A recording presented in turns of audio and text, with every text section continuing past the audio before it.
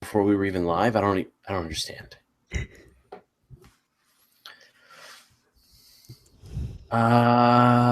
Okay, this should be public now. Hello. Hey.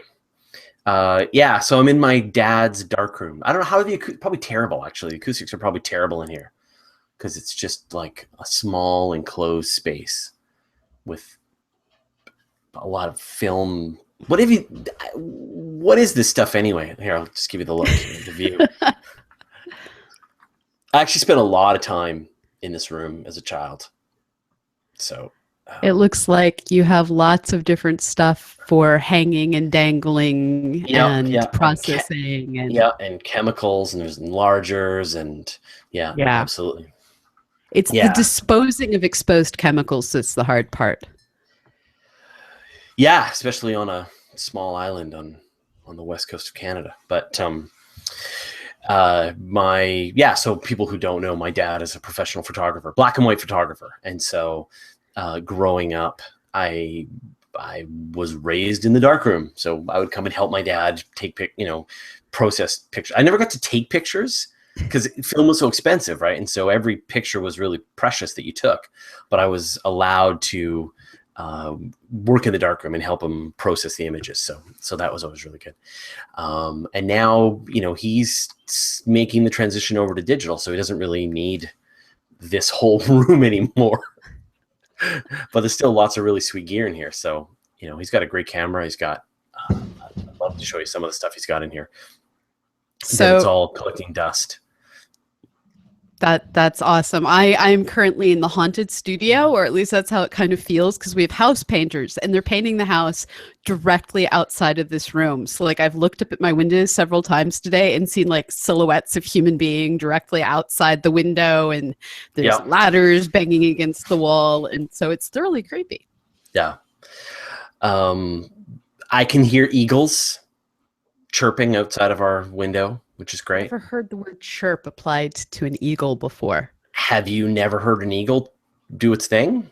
I have, but it doesn't seem like a chirp. It seems more like a mocking scream. No. You never, that's the sound that they make in movies. Like, this is an eagle and it makes this, that's more of a hawk sound. Okay. While an eagle makes a chirp noise. Okay. So anyone who's never heard an eagle knows what I'm talking about. They're nodding sagely. Everyone else just had their mind completely blown out their ear. So, they're rats of the sky. If you want to see lots of eagles, you just have to come here and go to our local garbage dump, and you'll see all the eagles you ever want to see. We have them here at there's a hydro plant on the Mississippi, and they love to hang out there because the fish coming through the turbines are a bit dazed and confused and very easy to eat. Eagles don't want to work for their food. They want to, they'll pick up garbage at the side of the ocean. They like to go to the garbage dump. And they don't understand the concept of thin ice, because they'll watch the fish underneath the ice and then try bouncing up and down on the ice to break it, except they're birds, so they don't weigh anything. So there's nothing quite like a very young, very stupid baby eagle trying to get fish through ice. That's funny. Okay, so I'm going to say hi to people. So let me see if I can put this in some kind of order and focus here. You have stumbled into a live episode of Astronomy Cast, where myself, Fraser Cain, publisher of Universe Today, and Dr. Pamela Gay, the lady over there, will talk about astronomy and stuff and junk. So so that's what we're doing. We're going to take about half an hour to record the episode, and then we will stick around for another 30 minutes or so. 30 minutes or so. See how long it takes. Answer some of your questions about space and astronomy, and then wrap it up. So the way to ask your question is to use the Q&A app. So just go to wherever you're watching this video. It should say that we're interacting live with the audience. Click the link, and then you'll see the video for the show, and then you'll also see a bunch of questions sort of popping up over on the right-hand side. And so what we'll do is sort of at the end of the show, we'll gather up all of those questions and churn through them. So Apologize again if the audio is a little off this week. I'm in the middle of like I said, in a dark room, so it's not great, and the lighting, but it's sort of appropriate that I'm in a dark room. You know what I should do? I should turn on the red light. Oh, yeah. That would make it look really cool, but I don't know where the switch is. So anyway, there's a red light around here somewhere. Do the whole episode in the photographer's red light, or astronomer, right? They like to use a red light as well. We do use red lights all the time. Yeah. And I apologize again for the random scraping, banging, and silhouettes because they're painting our house. Don't worry, Preston will cut all that out, and it'll just sound like a beautiful studio. Okay, I'm ready to press record. Are you ready? Yeah, I am going to give Preston a heads up on what's going on once I press record, which I'm pressing, and I'm in stereo. I'm stopping. Oops. Oh. Fail. I went so long without doing that.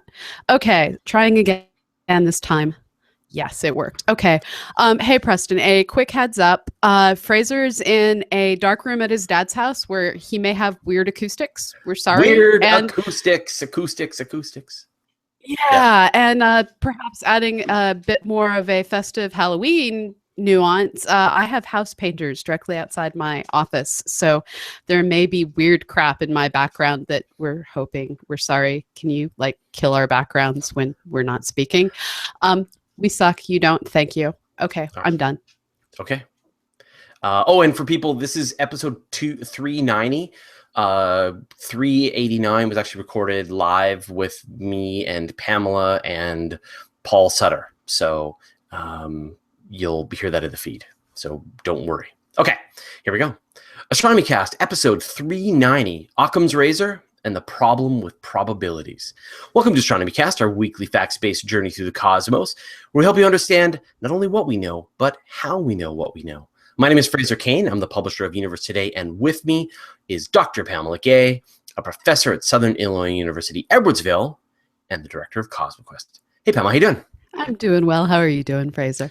Good. So the fans probably want to know, do you have any update on the fact that CosmoQuest has been renewed and funded for a few years? No, not yet. And in fact, I'm waiting for a phone call from a contact at NASA headquarters. So if my phone rings, I actually don't have it off today. You might have to take it. I might have to take it.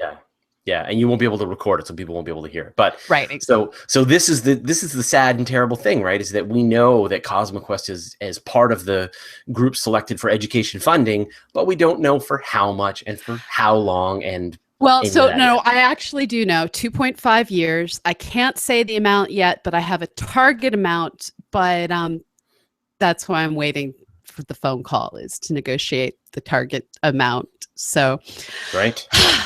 Yes, well, but at least 5 years. Well, by the time you hear this, we may know. Yes. That's exciting. Yes. Awesome. All right. Let's do this thing.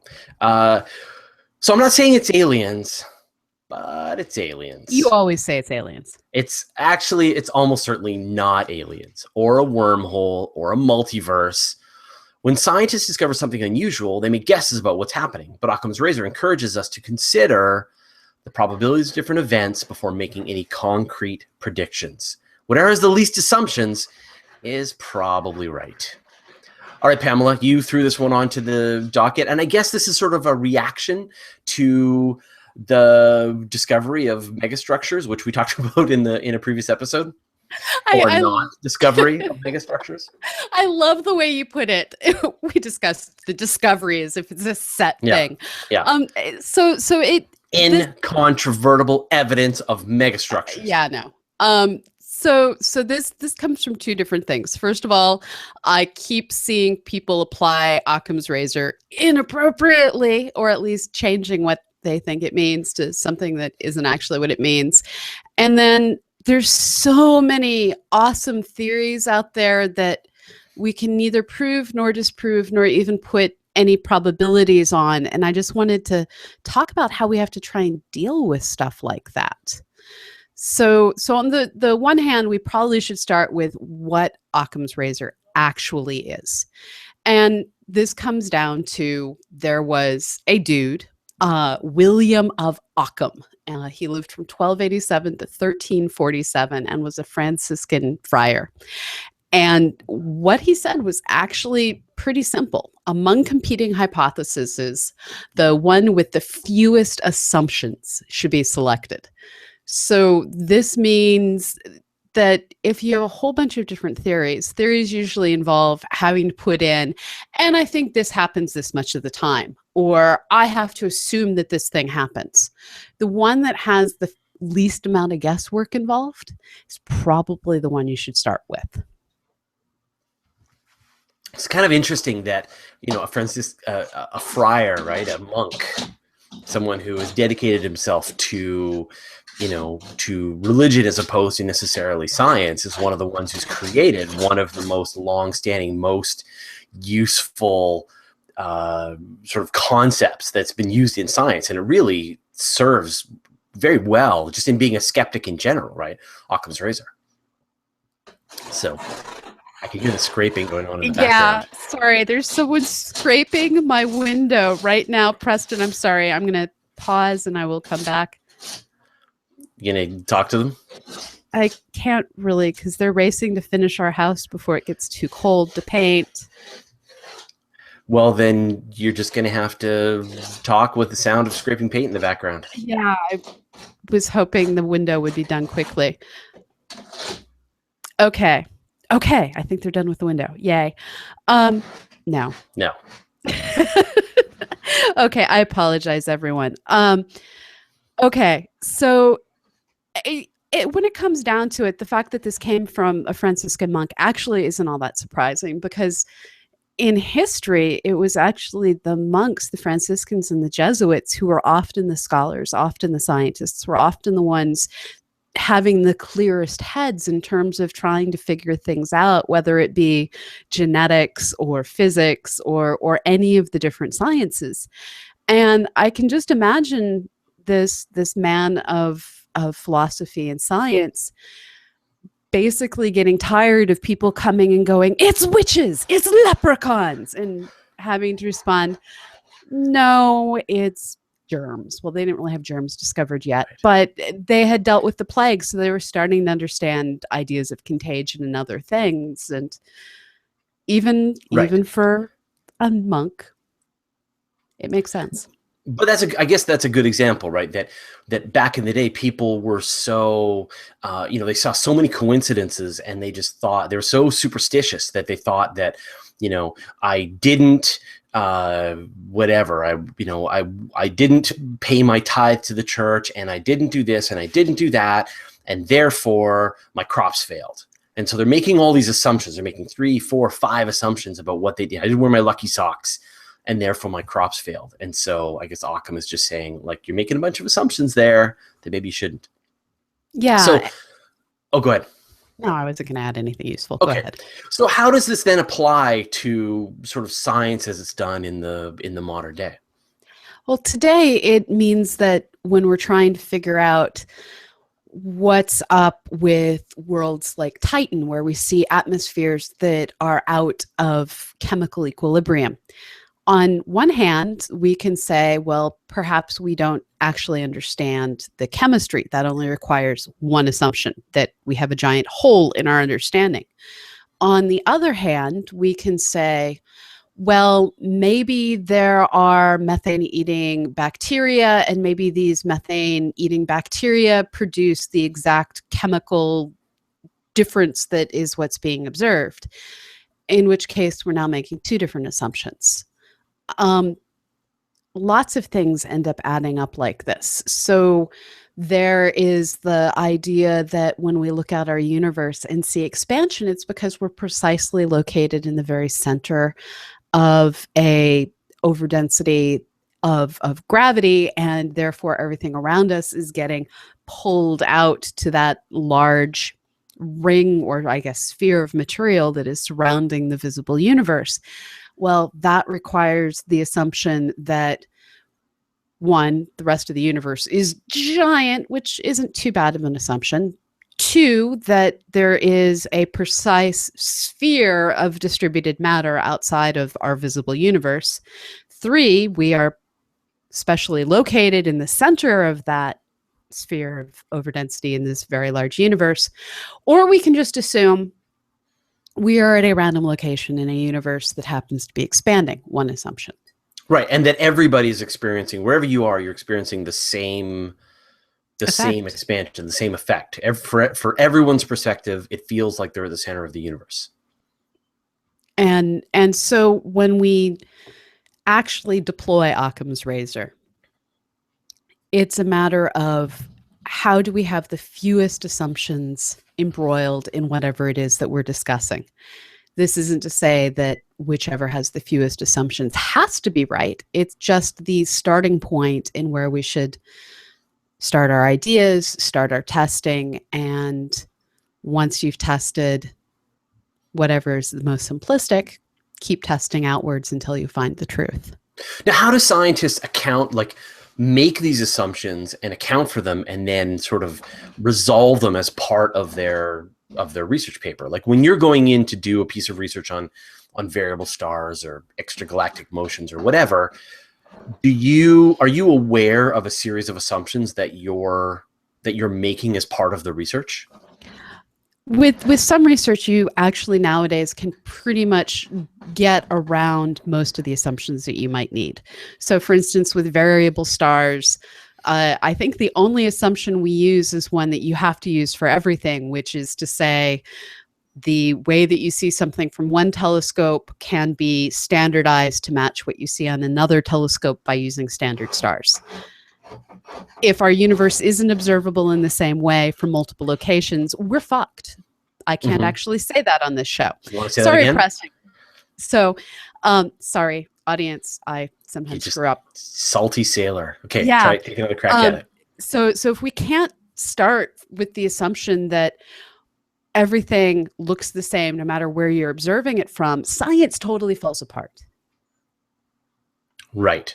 And so if you can't make that one assumption, then you can't make any accurate predictions about what's going on. Like we did a whole episode on homogeneity and sort of that there's nothing special about our spot in the universe, because that has to be the baseline for you to make any kinds of predictions or any kind of real discoveries about what's going on in the universe. If you assume that everything is the same, and that's the one assumption that you're making. And this comes out in other places. For instance, the zeroth law of thermodynamics is that if two different thermometers measure the same thing and they are calibrated, then it's actually the same temperature. Okay. And so, you put this topic on the docket this week, and I think part of it is that you're doing this sort of in reaction to this idea about the discovery of KIC phone number, right? About a megastructure, right? Like, so what was going through your head as you sort of looked and reflected on the recent media storm and what's probably going on? What got me was the number of people that we talked to that when they heard that scientists were actually considering the argument that it's aliens, they're like, okay, so tell me the truth. Tell me this isn't true. And I'm like, I can't. Because on one hand, you have to either assume that something very special happened that we happened to catch just precisely. So one, there was a very rare phenomena. Two, we were looking in the right place at the exact right time to catch the very rare phenomena. And it's something that we can't actually really justify in a lot of different ways, in terms of, like, to get a comet storm, you have to have had a nearby star pass through the exact right place. But the improbable can happen. So that's a bunch of really low probability things that we're assuming happened. Or single assumption, you have an advanced society that built stuff. Maybe you consider that two assumptions. But in either case, we're making assumptions about things that we don't really understand what's more likely. And so there's really absolutely no way for me to say that it's more likely that there is a sudden flurry of comets falling into that inner solar system, or that there's an advanced society. I just can't get there with science. Right. And so you can't necessarily assign the probabilities to one or the other, although is most likely not aliens, right? Because comets are a physical phenomenon that we have observed. We know that there are comets. We know that there are comets surrounding the solar system. We know that there are comets surrounding other extrasolar planets. We've seen other evidence of comets in other places, and so comets are not necessarily are not impossible. We know they exist. So that's one possible assumption. We know that there are, we know that things collide. We've seen evidence of things colliding, and sometimes fairly recently. I know that I think there's like some number of stars, we're actually seeing evidence of collided planets, destroyed planets, things like that. So again, this is a thing that has happened. And so as you look at all the assumptions that you're being asked to make, there are ones that are more likely and ones that are less likely, but you can't rule it out. And at the same time, we know that life can evolve because Earth. We know that the concept of building megastructures can exist because we have the concept. We don't know the probability of life existing on other worlds. Just don't know it. It could be 100%. If you have the right chemistry, it could be a 1,000th of a percent. We have no concept for what the probability of life evolving a civilization is. And without having any of that understanding, there's actually no way for us to say what is more or less probable. Right, or zero. Right, we don't know. So then what are some other kinds of conversations that happen in this world, in the sphere, that kind of get you a little on edge when a person quickly makes an assumption? So the quickly making an assumption is something that can go both directions. On one hand, you have all of the people that don't want there to be string theory, don't want there to be relativity, don't want dark matter or dark energy, because these are complex ideas and the math isn't particularly pretty when it comes to string theory. And so they use Occam's razor as the argument for why we need to get rid of string theory. Now, I admit, I don't like string theory. I don't think there is enough scientific justification for it right now. And so I'm perfectly willing to throw string theory out a window. That said, Occam's razor isn't the reason you throw it out the window. The fact that it's a theory that doesn't have testable evidence might be a good reason, but you can't just throw a theory out the window because it's complicated. Right. In fact, some of the most accurate ones are like the QED, right? Quantum electrodynamics, right? Is like the most accurate thing that's ever been discovered. It is accurate to a level of decimal places that boggles the brain, and yet incredibly complicated, very difficult for anyone to understand. Anyone who tells you they understand quantum mechanics doesn't understand quantum mechanics, etc. Exactly. Yeah. So the idea that something isn't a valid idea by invoking Occam's razor simply because it's complex doesn't work as an argument. At the same time, you can't use Occam's razor to say that things that we don't have a full understanding of thus aren't allowed either. So for the layperson who's looking at and we as sort of lay people, we're dealing with looking at all the stuff coming out in the media. I mean, anyone who paid attention to any of both the space stuff and also just the non-space stuff, Gizmodo, everyone was talking about alien megastructures. You look at the health issues, like just today, it turns out bacon and sausages and all that is carcinogenic, gives you cancer. Yeah, as carcinogenic as smoking and so on and so forth, right? So how do we, as lay people who aren't necessarily, have a deep knowledge in the field and know all the assumptions that are being made, how do we sort of examine this stuff as it comes out and try to sort of not panic or panic appropriately? I think the example that you gave of the new processed meat discovery that was announced today is actually a really good one. One of the headlines I've seen several different places is that processed meat, and to be clear, this is processed red meat, is as carcinogenic as cigarettes, is a lie of simplification. The way that they classify things in terms of carcinogenic is, has this been proven to cause cancer? That puts it in the classification that cigarettes are in. Has this been shown to potentially be a source of cancer? Puts it into a different classification.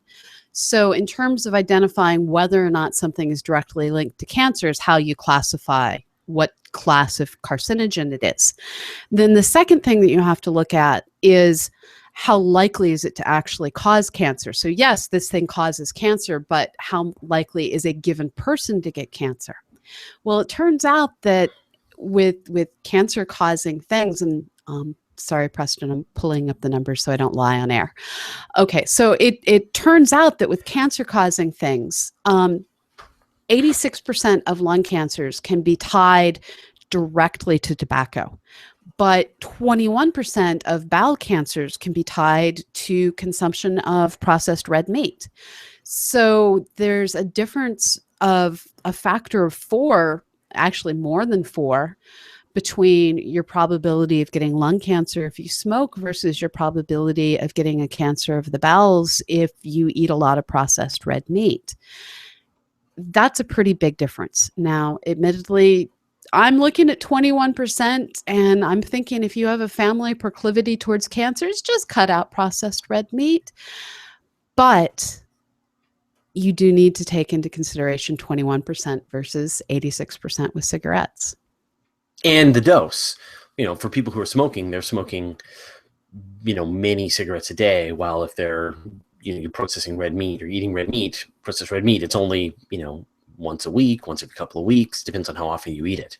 Yeah, and this may mean stop eating a bologna sandwich every day and having a side of bacon all the time. But, this is an example that, the World Health Organization has come down really strongly on this as a potential cause. But there's a lot of other stuff which I'm sure people have seen, where it's like, one, now we think that such and such causes cancer. Oh, and now we think that it doesn't cause cancer, and it goes back and forth. Is a lot of that because people are making bad assumptions? Is it a lot of it because the media is doing a really bad job of giving people context for where the assumptions are getting made? Well, one of the things that we're learning is true across pretty much all research is there's a lot of lack of discussing bias in your sample that goes into research. So for instance, in education research, if you have a group of test subjects that volunteered to take the special experimental class, you may see amazing learning gains because you're dealing with a bunch of students who are actually really interested in the subject and doing great. We see a lot of medical studies that are done on very small groups, especially selected people who are exactly deploying the protocol, but real people may not be able to do that. And so understanding the biases that go into research studies that involve humans is extraordinarily difficult. And even with science, it's often hard with the physical sciences to track down all of your biases. It can be things as simple as I've only looked at globular clusters, so I'm only looking at stars that have a low metallicity, or I'm only looking for galaxy clusters using this one set of filters, and it turns out that I end up finding a completely different type of galaxy cluster if I instead look in the X-ray instead of in the optical. We have to, with astronomy, examine things across the entire electromagnetic spectrum and across, as much as we can, the evolution of the universe to understand the biases in age, the bias in chemical composition available to construct something, and the biases in what we're able to see in different wavelengths. And we don't even sometimes know what biases go into our sample until suddenly we accidentally look at something in a different wavelength. Yeah, yeah.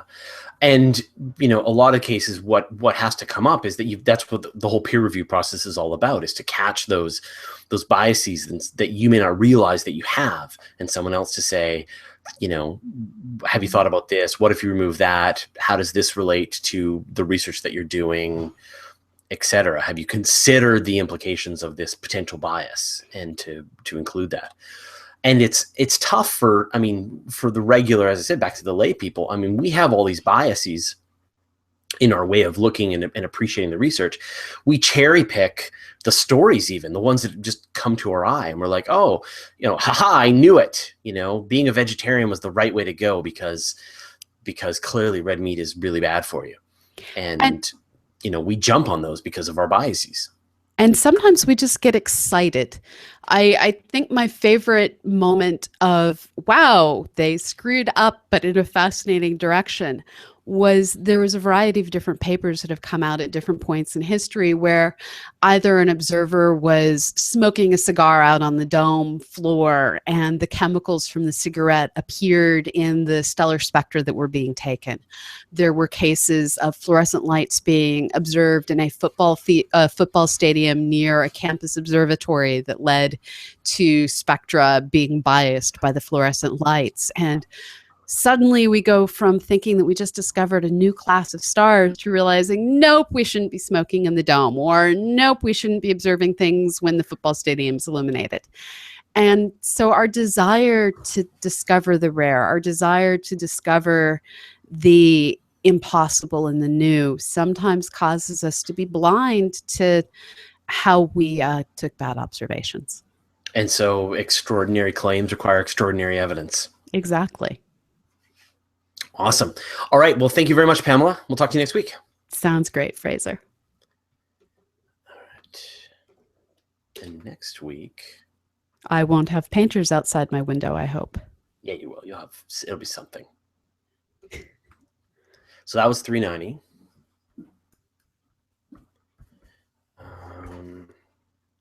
I will save this and exportnate it. And to whoever is tweeting as the Weekly Space Hangout crew, you deeply amuse me. Oh. I'm going to put that into the Dropbox. No. Apparently I'm not. Okay. Yes, I'm talking to myself as I work my computer. I'm not the only one. You do it too, Yeah, we all do it occasionally. It'll be terrifying when the computer talks back. Oh, they already do in some cases. Have you seen this new service that Facebook is doing? They what do? They let it's called Facebook M, I think, and it's like a personal assistant like Siri or Google Now or whatever. But what it does is it's actually human beings are behind it, and they're training this computer system to do this job. It's awesome. So over time, you're going to be able to ask more and more complicated things. Order me a bagel, and it'll know what kind of bagel you like and where to get it from, and you want what to. Is this win thing? It's called Facebook M. Facebook M. Facebook launches M. Okay, I shall be reading about that later. Beings. Yeah, it's mostly human beings are behind the service, but they're training the Facebook system to get smarter and smarter and smarter, and eventually, obviously, enter a takeoff event for a super intelligence and all to our robot. Okay. And your bandwidth is totally dying. Move less. Well, yeah, here I am I'm on. Oh, frozen Fraser. Here I am on I'm just not going to move. Okay, so can you hear me? Yeah, now I can. Okay, so Guido Bieber rerun the safety from Fraser's dad. It's true. arcanephoto.com. Oh, we're losing Fraser. 40 We've lost Fraser. years. No. I'm Oh turned dear. down even more. Did that help? You're coming and going. Okay. Try talking again. Can you hear me? Yes. Yes, I can. Okay. Okay. So Guido notes, he says, I need to rerun this episode. I got distracted by the great photography from Fraser's dad. So go to arcanephoto.com. That's my dad's website. And some pictures of me. Thomas Traniker says low mass stars and that cold as ice star. Do you know what he's talking about? I mean, low mass stars, red dwarfs. I don't know the cold as ice star. I know we have stars that brown dwarfs. I don't know how you want to call them stars. You can have a brown dwarf that very temporarily had nuclear fusion and has since that temporary burst of giving off energy done nothing but cool off. And some of the brown dwarfs can be at temperatures low enough to freeze things that freeze at high temperatures like water. Right. Noted. Stephen just noted, said, Fraser, are you uploading to Dropbox? I was. That's exactly it. There's almost no bandwidth here, and it was the Dropbox uploading that did it. So I paused the Dropbox, and hopefully that fixes the problem. Cool. Oh, Jim is having the same weather I'm having. Jim Meeker says hello from my screen scrolled on me. He didn't say that. He was saying hello from a cold, clear day, except I can't quote him because my window scrolled. I'm having the same day as Jim. So Elad Avron says, I've been guilty of using Occam's razor against dark matter because it seems more reasonable to me that we just don't understand the mass distribution of galaxies than a hypothesized non-detectable particle. That said, I tend to trust the scientists. So that's a great example, right? And we did a whole episode on this, maybe not in Astronomy Cast, but we did it for Astronomy 365, which was just like, we know it's there, but we don't know what it is. Right. And the more Hubble data we get, the more we see that there is something with mass that causes gravitational lensing. But prior to seeing all of that weak lensing that we're now detecting, there was no reason to say there had to be a particle. Now that we're seeing the lensing occurring, we know there's particles, but that's new evidence. And the even newer evidence is that it doesn't seem to have... It has a non-zero cross-section. So there does seem to be some evidence of collisions now. Yes. Between dark matter, clouds of dark matter. Yeah. So again, a thing that you just wouldn't see with the mass distribution. So the point is that I think it's for people to not jump too far along this process, right? Like where we're at is, that's weird. That's it, right? That's it. We're all we're at is, that's weird. Don't take it any further. Just, that's weird. What? And then maybe I wonder if there's anything, I wonder what it might be. Not, it's this thing, we've known it forever, you know. All of the scientific research that you're aware of, you know, relativity, quantum theory, you're here 100 years after this stuff was figured out, after the that's weird phase.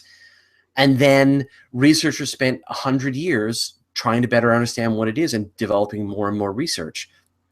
With dark matter and dark energy especially, or the strange discovery at KIC phone number, we're in the that's weird part. So don't take it any further, you know? What it is, that's it. That's all we got, which is fine, you know? All right. Tom Nathy says, dial M for Machina. So there you go. That's what it is. By the way, Ex Machina, if you haven't seen it, it's on Netflix now. I don't know if it's on Netflix in the US, but it's on Netflix in Canada. And that is probably my favorite. Well, I like The Martian, And then Ex Machina is probably my favorite movie from last year. I'm looking up if it's on US Netflix because that one's on my list of things to see. Oh, it's so good.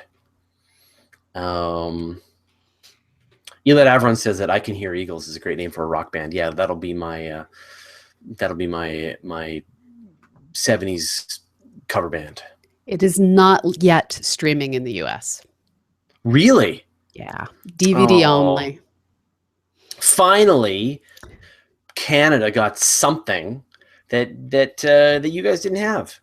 Like we can't get the YouTube Red yet. I'm sorry. You don't know what I'm talking about. Yes, I do. Yeah, it's the consumer pay for stuff YouTube. Yeah, and you get all of the no ads on YouTube. You get access to special content. You get the streaming audio service thrown in for free. You can save videos locally and watch them whenever you want. It sounds awesome. I am in, and we as creators will get a split of revenue from anybody who watches. Let's do it. Sign me up. Take my money. But they won't take my money. This is because taxes have to be paid out, and it takes time to sort that. Tom Nathan says quite a few scientific discoveries begin with, "That's odd." There's a great quote. Well, the best ones do, right? That's the thing. That's what Isaac Asimov noted, is that and I forget the exact quote, but something to the effect of the most important discoveries come when some scientist says, "That's odd," because that's when you know you're in unusual territory. It's great. Sylvan Westby found 1-year-old Fraser. Yes, good job. yes. You're gonna see a lot more about Fraser than you ever wanted.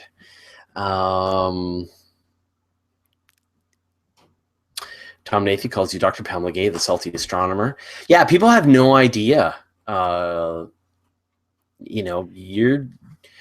swear a lot. I swear in real. Yeah, I do. It's a problem. Yeah, if you ask yourself which between Pamela and Fraser is the one who swears more often in just common talk, it's Pamela. Yeah, I have to admit, I'm not sure where I picked it up other than I spent a lot of time in Boston growing up. Did you learn a bunch of maybe Russian? No, when I was in Russia, no one would teach me to swear. Really? Oh. Yeah. They were trying to keep my American mind pure, and little did they know.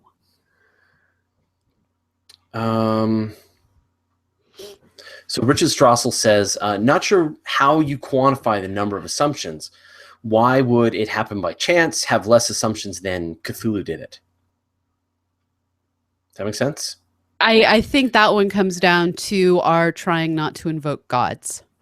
But it's the number of assumptions. Like, I guess the point is like, if it's one big assumption, if it's a bunch of small assumptions, how do you make that determination, right? Scale and, each assumption. But because like, if this happened, and if this happened, and if this happened, then we know that Cthulhu did it.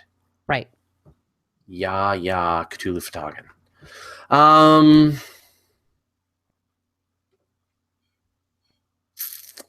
Credo Bieber says, Fraser's dad is a photographer. That's so amazing. I never knew that. Love the darkroom, and the audio is actually very good from both of you. It's funny. So I've only, you and I both picked up our cameras, our sort of fancy cameras within the last probably 5 years or so, and started to really work with them. And I have this sort of chip on my shoulder, like growing up with my father makes all his money from photography. Right. And so it felt very weird for me to pick up a camera and think that I had any skill in it. And it's because it's my dad's thing. Right. And so I went more to writing, and I went more to, audio. But So I found this on Facebook, and I just wanted to share this out because we invoked Cthulhu. That's awesome. So for those who can't read it, it says it's an octopus trying to drag a scuba diver back into the water. And it says, "Sir, excuse me, sir. Do you have a moment to talk about our Lord and Savior, Cthulhu?" That is awesome. So I, for me with photography, I have a very kind of weird and complicated relationship with photography. And it's only in the last couple of years that I've really started to, crack out the camera and take a bunch of pictures.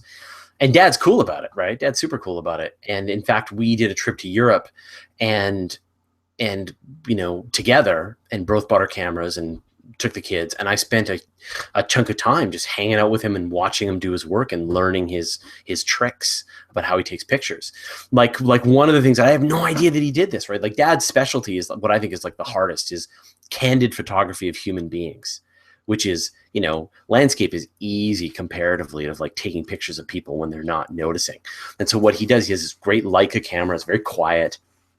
He chooses at the beginning of the day what distance of pictures he's going to be taking. So he'll set his aperture for the amount of light that's outside. He'll set his exposure. He'll set his focus for, say, 12 feet away, have the right lens. And then he'll just have his camera down, and then he'll see a shot and just go click and then just bring it back down. And there's no setting it up, no time, whatever. He just takes his picture. And I got to see him I've seen the result, but I didn't realize how he did that. And so it was great to sort of spend time with him and learn how he takes his pictures. So there you go. That is you just got a deep, dark dive into my neuroses. Thomas Traniker says he will teach Salty Pamela to swear in 2 languages. Sweet. Should learn that. I only know a little bit in French. Elad Avron says, I know a lot of Russian swear words I picked up in the army. That's awesome. That's totally random. Go. I think people want to help you. Yeah. They want to help you improve your cursing, your ability to swear. Yeah.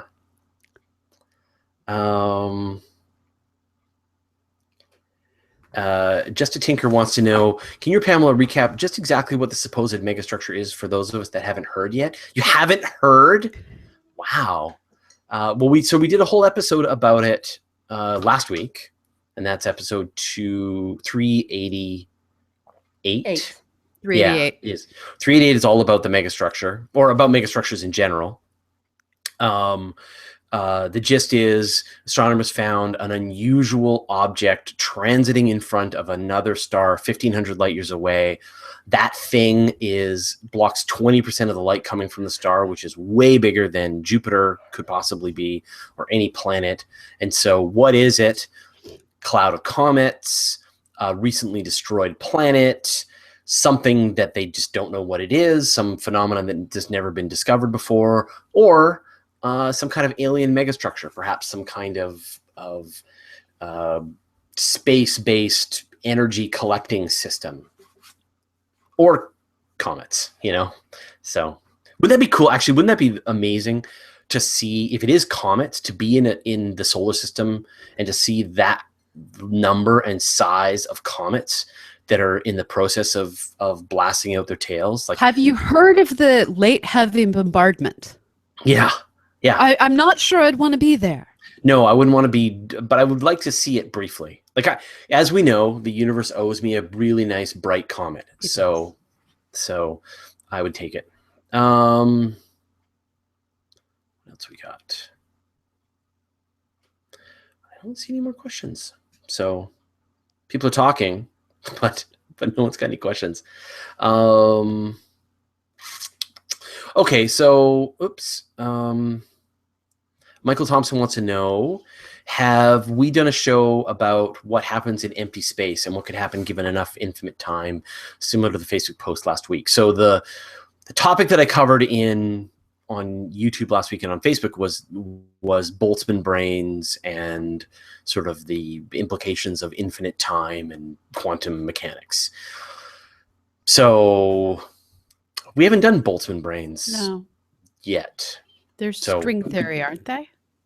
No, it's just the concept is that, given enough time over like really, really long periods of time, you'll end up with more and more complicated objects appearing, thanks to just quantum fluctuations, right? And so, all the air that's in this room happens to be in this room, but there's a minute chance it'll all appear in the corner of the room, right? Okay. on average, it's here in the room, but there's a tiny chance it'll appear in the corner of the room. You know, there's a tiny chance that a molecule of hydrogen will spontaneously appear. Or if you wait a long, long time, there's a chance that a toaster will spontaneously appear. That was the infinite probability drive in the Hitchhiker's Guide to the Galaxy.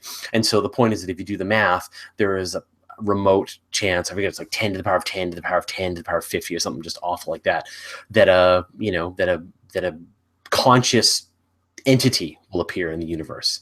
And that if you wait longer, and Sean Carroll has done the math, that eventually a whole other, a big bang, the equivalent of singularity, again, 10 to the power of 10 to the power of, like a number that's so big you can't even comprehend it. But in an infinite time, there's a chance those kinds of things will appear. So, but the trick with the Boltzmann brain, if I understand it correctly, is that it is sort of a counter to entropy. That, it's weird that things will, in theory, entropy, and we're going to do a whole episode on entropy shortly, but this concept of entropy, over time, entropy increases, but yet quantum effects could reverse entropy in local areas, right?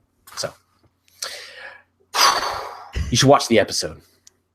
Is it BRAIN or BRANE? BRAIN. So not a brain, Okay. BRANE, Boltzmann brain, as in essentially, conscious entities appearing spontaneously in the universe over vast periods of time that could then collapse quantum, it could then act as observers to quantum effects in the universe. I want to know what the antiparticle for a brain is. The antiparticle for a brain, for like a whole brain? Because if you're creating a positive brain, you have to have an anti-brain. Yeah, well, that happens somewhere else, right? Somewhere else in the universe, right? Because it all has to balance out, right? I mean, that's the great thing that's the amazing thing. If you haven't seen, man, this is such a philosophical episode. If you haven't seen Lawrence Krauss, A Universe from Nothing, it's a great video. And then also, while you do it, search out Pamela gives the hand to Lawrence Krauss. No, that was Neil deGrasse Tyson that I did that too. Oh, was it Neil deGrasse Tyson? Yeah, but wasn't it Lawrence Krauss and Neil deGrasse Tyson? He was sitting on the other side of me. Yeah. Yeah, using you as some kind of medium for communicating. Yes, exactly. All right. Let's see. Anything else? Not that I can think of. Matt Wood says, unexplained bacon. Oh. We need bacon to spontaneously appear in the universe. Nancy Graziano thinks that Jim Meeker is the tweet master. I love that people don't know who's actually tweeting behind these. Is there such a thing as an anti-photon, asks Nancy Graziano? No, because photons don't have mass. Okay.